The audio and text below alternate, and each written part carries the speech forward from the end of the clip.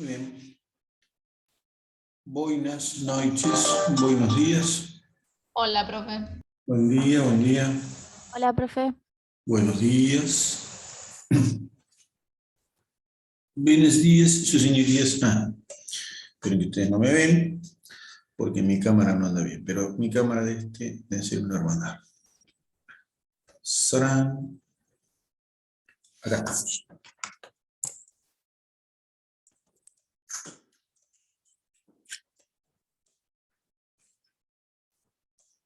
Ya estoy.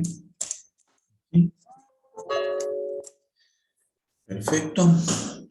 Y estábamos viendo nosotros hipertiroidismo, tiroides. ¿No?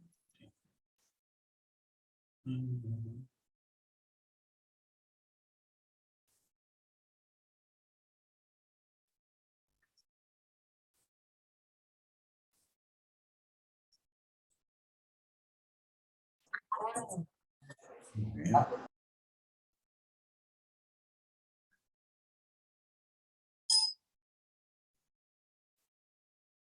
Perfecto. Bueno. Tiroides, tiroides, tiroides. Y ahora les comparto esto que abrí. Y estamos de nuevo en hipertiroidismo, que era lo que estábamos hablando.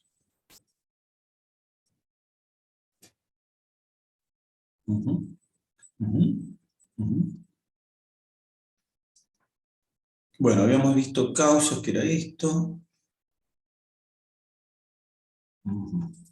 Causas más comunes. Y cómo se desarrollaba. Bueno, de acuerdo.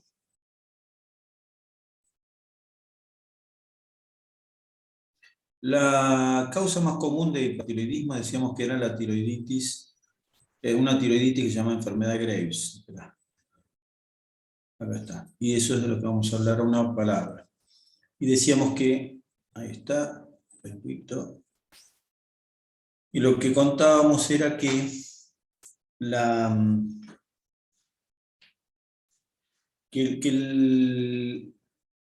el principio básico de la enfermedad de Graves consiste en la existencia de anticuerpos contra el receptor de TSH. Nosotros habíamos contado que en los receptores de TSH,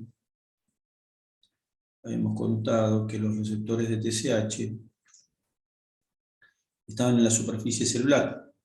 Ahí dibujo una superficie celular. ¿En qué célula? Estaban en las células foliculares.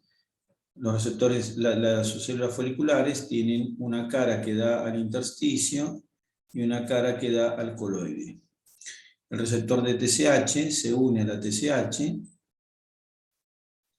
y eso desencadena una serie de respuestas que consisten en aumento de la captación de yodo, aumento del pasaje de coloide, es decir, de tiroglobulina que tiene mitidit a la célula. Eso lo habíamos conversado para que servía la reunión de la TSH al receptor. Es decir, lo que termina haciendo es estimulando la síntesis, estimula la TSH, la unión del receptor del TSH a su receptor, estimula la síntesis y liberación de la hormona tiroidea. Bien, perfecto. Eso es lo que hace el receptor, la unión del TSH al receptor. Cuando tenemos anticuerpos contra el receptor, como en el caso del Hashimoto, un anticuerpo se une al receptor y anula su función. En un Hashimoto, entonces se anula la función y entonces se secreta menor cantidad de hormona. Además, estos anticuerpos pueden lesionar la célula de la glándula, pero en el caso de la enfermedad de Graves, lo que sucede es que el receptor para el TSH, ese receptor de TSH que es este que está acá, se une a anticuerpos, y estos anticuerpos tienen algo especial, y es que en lugar de inhibir la secreción, actúan de forma similar a la TSH y aumentan entonces la síntesis y liberación de tiroxina. La conclusión es que entonces la unión de los receptores contra TSH de tipo IgG, que es lo que dice acá, anticuerpos contra TSH de tipo IgG, estos estimulan, se unen, ahí está el receptor, ese es el anticuerpo, es este, ahí está, ¿no es cierto?, el anticuerpo, y se está uniendo al receptor, y esto que hace, estimula la célula. ¿Está bien? ¿Para qué? Para que sintetice y libere mayor cantidad de hormona tiroidea. En definitiva, entonces eso es lo que produce el hipertiroidismo. Es decir, la enfermedad de Graves, Basedow o Basedow-Graves, consiste en una enfermedad autoinmune. Es una enfermedad autoinmune que genera entonces aumento de la secreción tiroidea. El anticuerpo de IgG se llaman TRAB, son anticuerpos contra el receptor TSH receptor, TSHR, o sea, receptor de TSH. Y estimulan la producción de T3, T4 y la hiperplasia de la glándula. Eso es lo que dice acá, y es así como se produce entonces este hipertiroidismo. Es decir, el hipertiroidismo se relaciona con el aumento de la secreción, que está relacionado con esta unión receptor anticuerpo. Hay una predisposición genética, por supuesto, ¿está bien? Y hay una historia familiar, a raíz de que hay una predisposición genética en 60% de los casos, o sea que el hipertiroidismo se asocia a la genética, aunque no tenemos los genes específicos, sabemos que aquellos que tienen algunos tipos de HLA, como el A1, el B8, el DR3, es decir, algunos tipos de zona, el HLA nosotros sabemos que es la zona, en realidad el HLA es complejo mayor de histocompatibilidad, pero en el cromosoma, las zonas que están relacionadas, bueno, acá dibujo dos cromosomas, no importa, del mismo tipo, pero las zonas del cromosoma que están destinadas a la producción de las proteínas de membrana del complejo HLA son las que se ven afectadas, es decir, esos cromosomas son los que están afectados. Especialmente los que tienen algún tipo específico de ese tipo de HLA, como la A1, B8, DR3, que son tipos de HLA. ¿Está bien? Entonces, esto se ve que personas que tienen algunos tipos especiales de HLA, que se relacionan con la presencia de algunos tipos de moléculas del complejo mayor de histocompatibilidad, esta gente que presenta estos tipos de HLA tiene mayor propensión a desarrollar la enfermedad. Y además se asocia la enfermedad con la presencia de otras enfermedades autoinmunes que, como siempre decimos, las presencias de enfermedades autoinmunes múltiples siempre hacen sospechar que estamos hablando de enfermedades autoinmunes cuando no lo podemos afirmar del todo. En este caso lo podemos afirmar en el sentido que aparecen anticuerpos y que eso habla de enfermedad autoinmune en términos generales, pero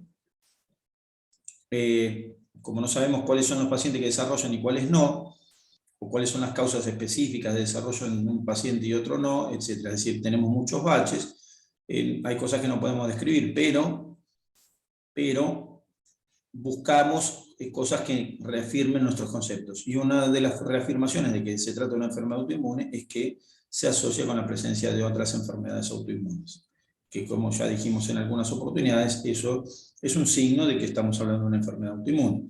Es decir, la falla inmunológica que hace que tengamos enfermedad de Basedow-Graves también es una falla inmunológica que puede estar relacionada con la presencia en un individuo de una artritis reumatoidea.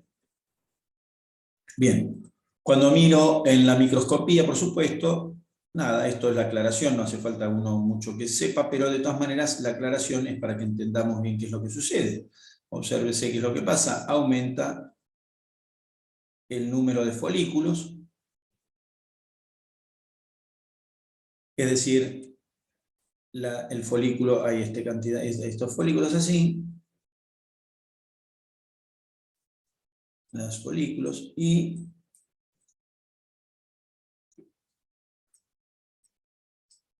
al haber un estímulo permanente, empiezan a haber mayor cantidad de folículos. Entonces la glándula aumenta de tamaño en virtud de que aumenta la cantidad de folículos. ¿Está bien? Y no solo eso, sino que los folículos cambian la forma de las células. Las células habitualmente, los folículos son cúbicas y se hacen cilíndricas, más altas. Cambia el citoplasma, es decir, son diferentes, se hacen diferentes. Estas células son hipersecretoras. ¿Está bien? Y la cavidad folicular, que es esta que está acá, como se le saca el coloide permanentemente, se reduce la cavidad folicular. Es más chica la cavidad folicular. ¿Está bien? Bien. El intersticio también aumenta de tamaño, se hiperplasia el intersticio, y bueno, nada, hay linfocitos. En definitiva,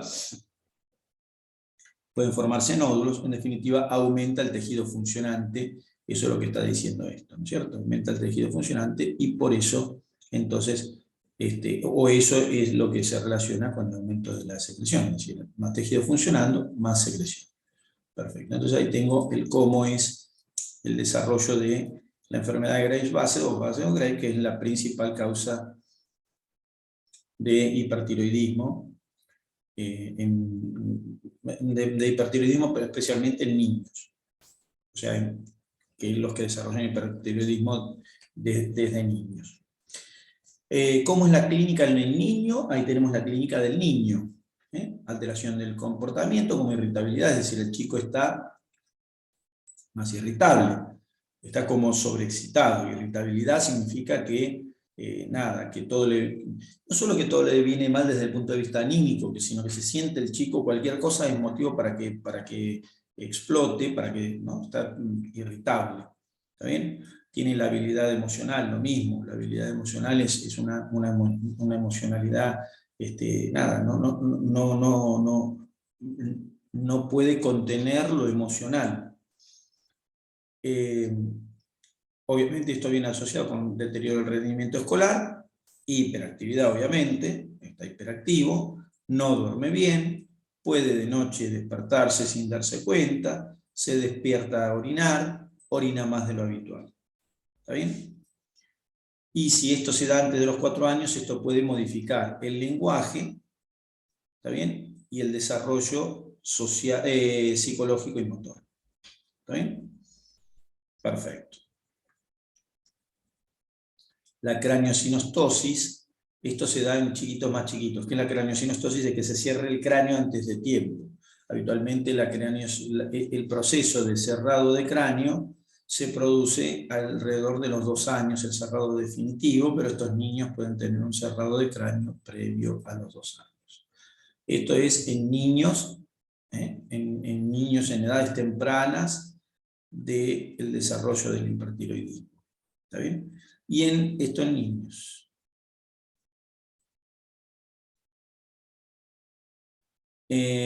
Bueno, en prepúberes esto está bien.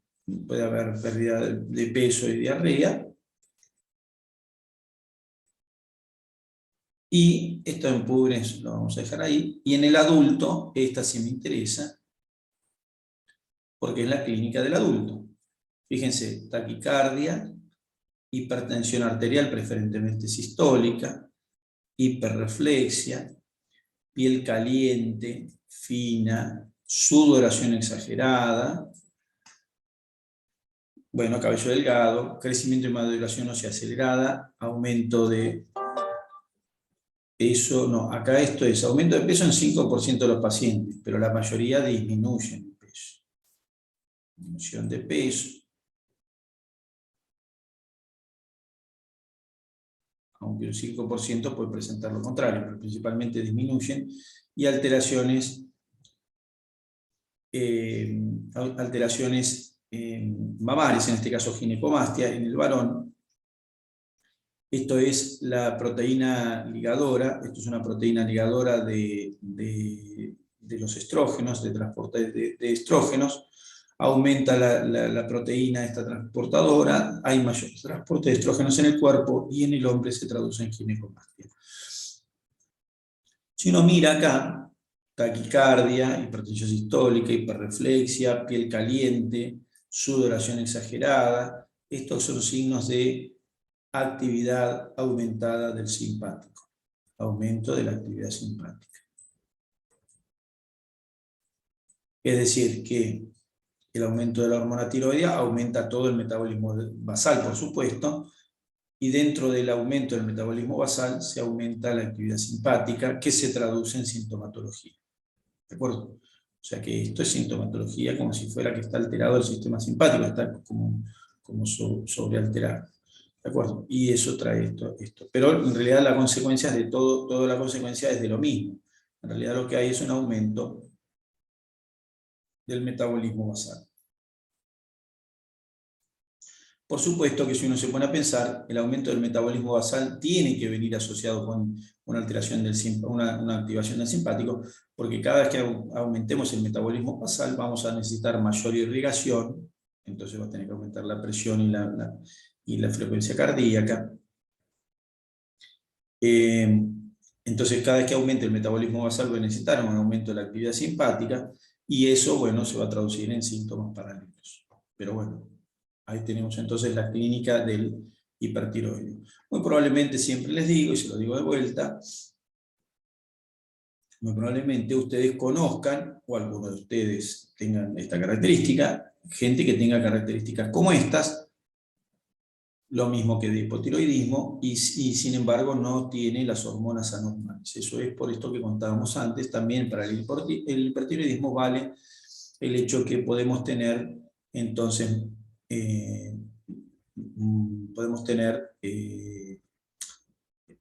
hipertiroidismo subclínico. ¿De acuerdo? Entonces ahí tenemos la clínica. Ahí tenemos unas características. El hipertiroidismo tiene esas características que mencionamos recién, pero una cosa que hay que aclarar, para el hipertiroidismo por enfermedad de Graves, o sea que nosotros decíamos, hipertiroidismo, la causa principal es la enfermedad de Graves. Por supuesto, la enfermedad, lo principal, que es una tiroiditis autoinmune, perfecto, esa es la causa principal.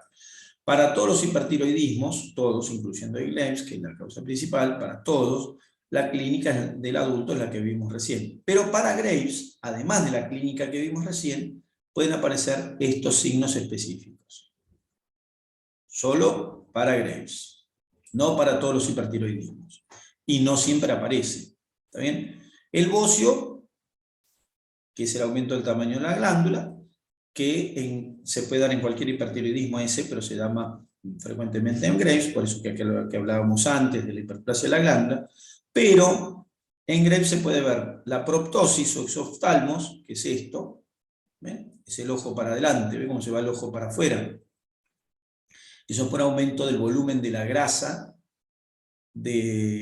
por aumento del volumen de la grasa retroocular, que empuja al ojo hacia afuera, y además porque el párpado está más elevado y traccionado hacia arriba, los párpados están modificadas la función, especialmente el párpado superior, porque el párpado tiene inervación simpática. Entonces la inervación simpática produce un aumento del tono del elevador del párpado superior, y eso hace que haya un ojo más abierto y la grasa que empuja, y eso genera lo que se llama el exoftalmos o poroptosis. ¿Está bien? El ojo para afuera, el ojo saltón. ¿Está bien? El mixedema pretibial, ¿está bien? Que es un tipo de dermatitis, el mixedema pretibial, que también lo presenta también el hipotiroidismo, pero en este caso, la diferencia del hipotiroidismo que presenta mixedema, el hipotiroidismo puede presentar el mixedema en cualquier parte. En cambio, en el Graves suele darse el mixedema en la zona anterior de la pierna. Mixedema pretibial. ¿Está bien?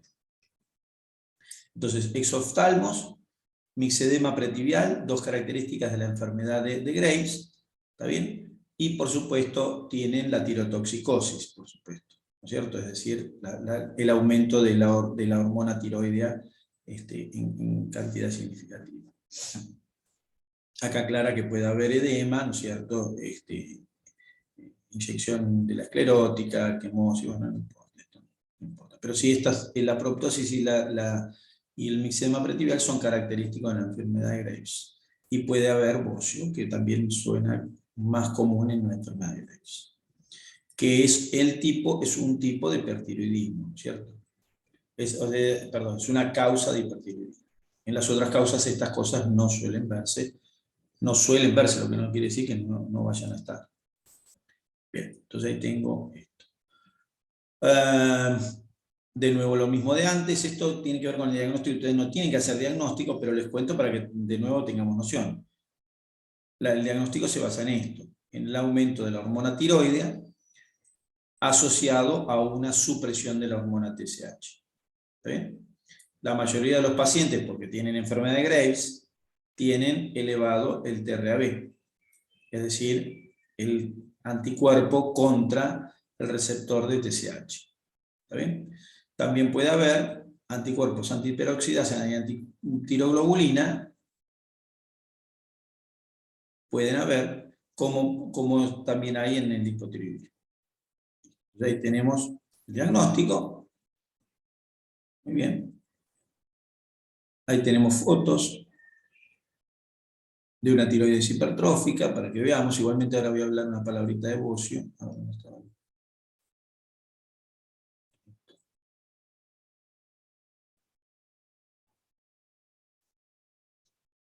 Bien, acá tenemos imágenes, ¿no?, de lo que sería un hipertiroidismo con un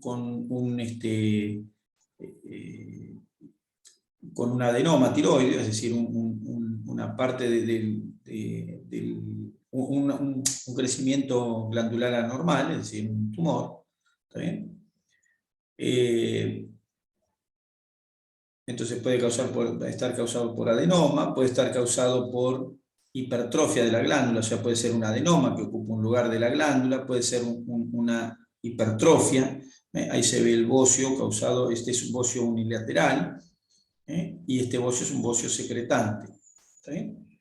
Bien, nada más que eso. Y entonces ahí teníamos un poquito de tiroides.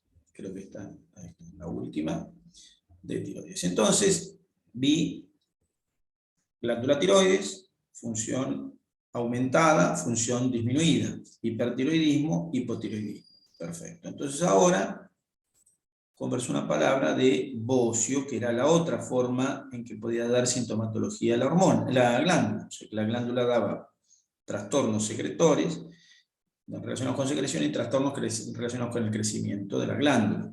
Pero también aclaramos que cuando hablamos del crecimiento de la glándula, también puede estar involucrado, por supuesto, también puede estar involucrado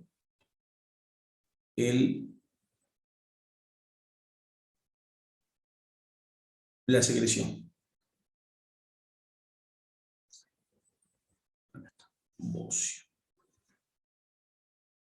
¿Qué es el bocio? El bocio es un crecimiento de la glándula tiroides. Simplemente el crecimiento. No dice otra cosa más que eso, bocio. No hace ninguna aclaración. Entonces el bocio puede ser normosecretante, hiposecretante o hipersecretante. Están ahí, ¿no? ¿Me escuchan? Sí, profe, te Sí, escuchamos. profe. Listo, Sí, no, sí. no. ¿Están muy atentas o están muy dormidas? ¿O están algo, no? Porque yo no veo caras, no veo movimientos, digo, ¿qué momento? En un momento pensé, ahora van 20 minutos que estaba charlando y digo, ¿qué momento? Si no se escuchó nada, ¿qué problema? Espera que no encuentro dónde está el cursor, perdí el cursor de vista. ¿Dónde está el cursor? Bueno, no importa.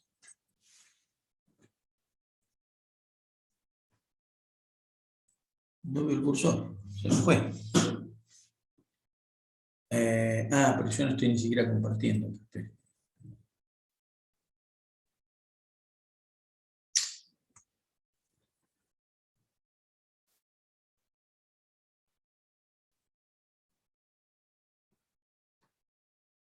No era esto, un poquito, que no encuentro la que estoy buscando acá. Ahí está. Ahora sí. Bocio. Ahí está.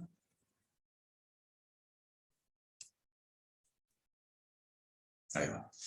Entonces, bocio es el aumento del tamaño de la glándula. No dice si es hipersecreción, hiposecreción, no dice nada. El bocio es aumento del tamaño de la glándula. Muchas veces, ustedes si prestan atención, van a ver personas que se les ve la glándula. La glándula tiroides habitualmente no se ve y no se palpa. Es decir, pasa desapercibida. Eso es lo habitual. No la tenemos que ver ni palpar.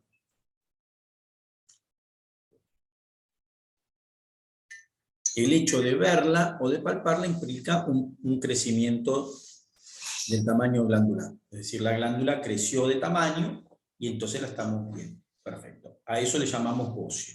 Bien. Ahora, el bocio puede ser de dos tipos bien diferenciados. O sea, la glándula aumentó de tamaño. Y puede haber crecimiento de la glándula de dos tipos básicamente. Ahí. Así. El bocio puede ser difuso, como dice acá, o multinodular.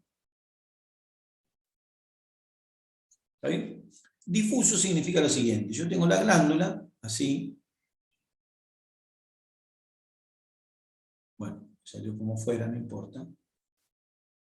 Tengo la glándula así, una glándula tiroides. Ahora la glándula la tengo así.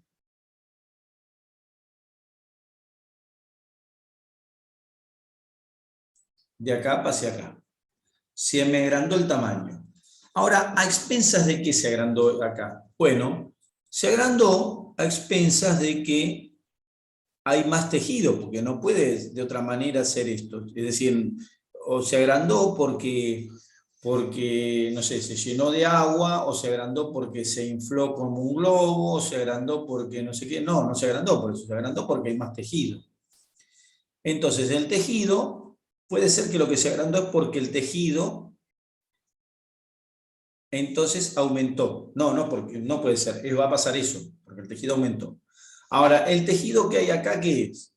Bueno, el tejido que hay son folículos e intersticio, con células intersticiales. ¿Está bien? Eso es lo que hay ahí, folículos con células intersticiales. Bueno, entonces, para que se agrande esto, para que se agrande la glándula, bueno, pudo haberse agrandado el intersticio, pudo haberse agrandado el número de folículos, o vamos a poner así, folículos, pudo haberse agrandado el número de los folículos, pudo haberse agrandado el tamaño de los folículos. ¿Está bien? Eso es lo que podría crecer acá. También podría crecer la glándula, esto es, o sea, en el tejido normal de la glándula. Entonces, podría aumentar el tejido normal de la glándula. Bien. O podría pasar que la glándula aumentara porque tiene algún tejido, tiene alguna infiltración. ¿Qué será una infiltración en un tejido?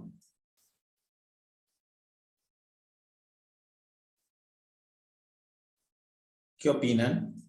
¿Opiniones?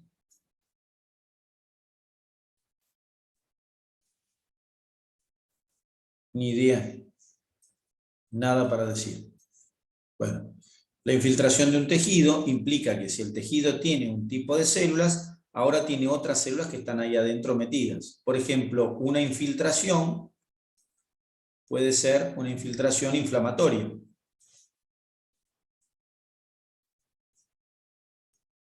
Es decir, células inflamatorias, células y tejido inflamatorio que están dentro de una estructura, están infiltrando esa estructura. ¿Está bien? Células de inflamación. O células o proceso inflamatorio. O puede haber una infiltración con un tipo de células determinado. Por ejemplo, puede haber una infiltración linfocitaria, porque hay linfocitos en el tejido. O puede haber una infiltración inmunitaria, es decir, una respuesta inmune en un tejido. Es decir, que un tejido con una infiltración puede aumentar su tamaño porque hay más células de las que debiera haber. Un tejido al que se le aumenta el intersticio, las células del propio tejido también puede estar aumentado de tamaño por aumento de las propias células del tejido. O bien, la otra forma de crecimiento de un tejido es que haya un crecimiento celular anormal.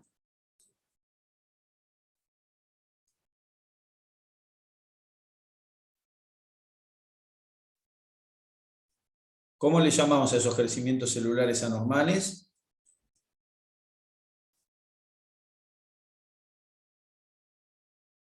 O sea, células que no son normales. Le llamamos, ¿cómo? Tumor.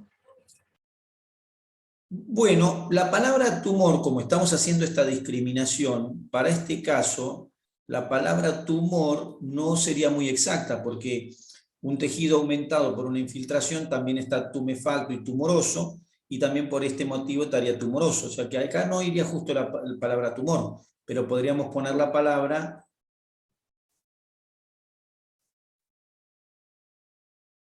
neoplasia o neoformación.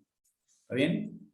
Entonces, un tejido puede crecer porque aumenta el número de células del propio tejido y el intersticio del tejido. Un tejido puede aumentar de tamaño porque está infiltrado con células o con estructuras o con cosas que no deben ser del tejido, pero que están ahí por alguna circunstancia. O puede estar invadido por células que están creciendo, que son anormales, o sea, por una neoplasia. Estas son las formas en que puede crecer un tejido. Por supuesto que puede haber un crecimiento de un tejido si hay una acumulación de algo. Por ejemplo, si hay una acumulación, acá en infiltración me faltó, por ejemplo, infiltración edematosa, ¿no? Infiltración edema, también puede ser una infiltración por edema. Pero un tejido podría estar crecido también por una invasión de algo. Por ejemplo, un tejido podría estar invadido por un contenido hemático, por sangre, por ejemplo, y entonces aumenta el tamaño. Pero ahí no es exactamente el tejido lo que crece, ¿está bien? Podría estar invadido por sangre o por alguna otra, por pus o lo que fuera, pero bueno, nada, ese no contamos, podría entrar dentro de las infiltraciones o dentro del proceso de infiltración, pero ese no lo contamos como aumento del tejido porque ahí no aumenta específicamente las células de ninguna célula, ahí lo que está es acumulándose algo. Pero básicamente decimos un tejido puede aumentar porque aumentó la cantidad de células del tejido y el intersticio, porque hay células que son externas, ajenas, o porque está infiltrado con algo. Bueno, en el caso del bocio, cuando el bocio es difuso, hay un aumento del tamaño, generalmente puede estar aumentado el tamaño de los folículos, a veces puede estar el número, y el intersticio. Es decir, que el bocio difuso hay un aumento del tejido glandular predominantemente. Sí, algunos me dicen, bueno, pero puede haber algo de edema. Sí, bueno, está bien, está bien. Es verdad, siempre, porque estas tres cosas, lo que no dije recién, es que estas tres cosas pueden incluso estar juntas. ¿Está bien? Los crecimientos pueden darse por una, por dos de ellas o por tres de ellas. Bueno, pero en los bocios difusos, lo que predomina es el aumento del intersticio y del tamaño de los folículos. A veces puede aumentar el número también, pero es este el caso del bocio difuso. Es decir, aumenta el tamaño de la glándula a expensas de todo el tejido en general. Suele darse el bocio difuso cuando la glándula tiene que aumentar su capacidad de trabajo por alguna circunstancia determinada. ¿Está bien? Tiene que aumentar su capacidad de trabajo. A veces lo logra y a veces no. ¿Está bien? El bocio endémico, que está acá anotado, es una de las causas, digamos, más comunes. Cada vez hay menos bocio, por supuesto, endémico, pero hay. El bocio endémico, entonces, es una causa de bocio difuso. ¿En qué consiste el bocio endémico? Eso saben ustedes. ¿Qué será el bocio endémico? ¿Qué produce bocio endémico? Igual lo habíamos mencionado.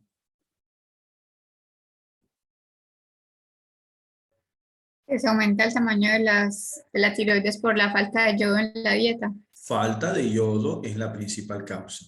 ¿Está bien? Falta de yodo o alteraciones en su utilización. Nosotros habíamos mencionado qué vegetales son bociógenos.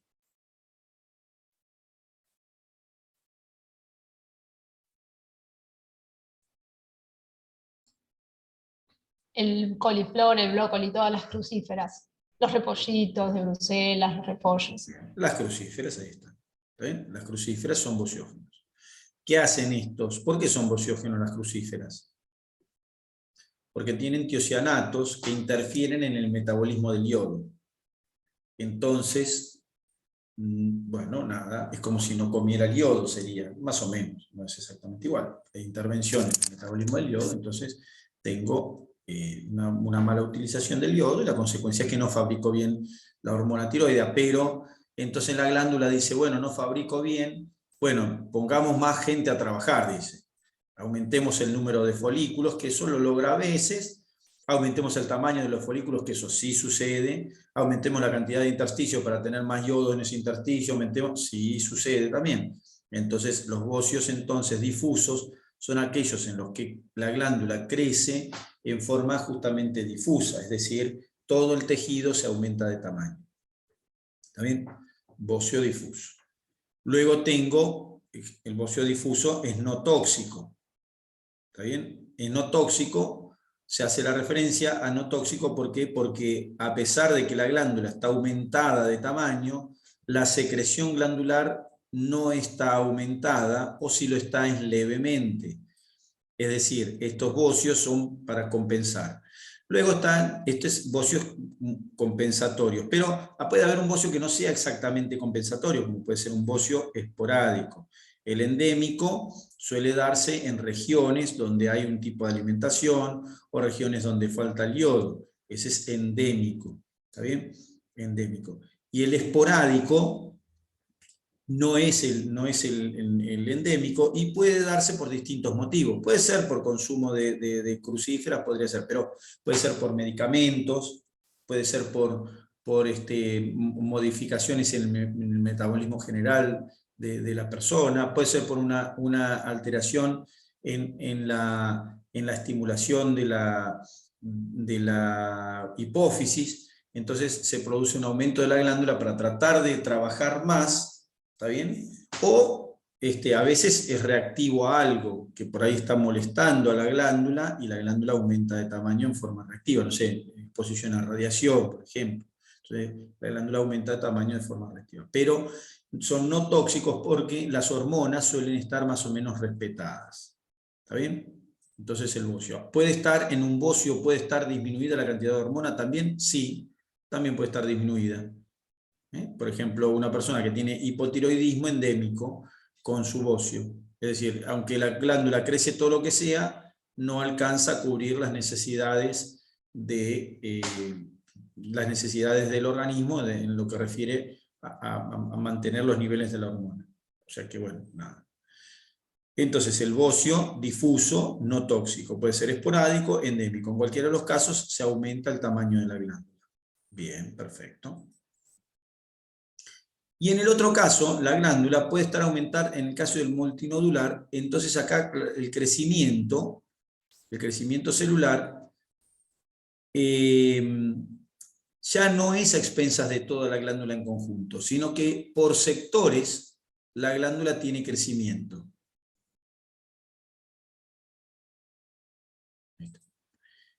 Tiene por sectores crecimiento. Y entonces el bocio multinodular es un bocio en el cual la glándula aumentó de tamaño, también aumentó de tamaño, pero ahora aumentó de tamaño por la presencia de nódulos. ¿Qué es un nódulo? Es una bolita. Un nódulo es una estructura y esa estructura ocupa un volumen. Para el caso del multinodular, del bocio multinodular, es decir, que tiene los nodulitos que le aumentan el tamaño, si uno mira el tejido es más o menos parecido como esto, solo que ahora tiene nódulos de más, entonces creció el tamaño de la glándula, a expensas de los nódulos, que pueden ser únicos o múltiples, generalmente son múltiples. Bocio nodular es cuando, el bocio nodular único es cuando hay un solo nódulo. Generalmente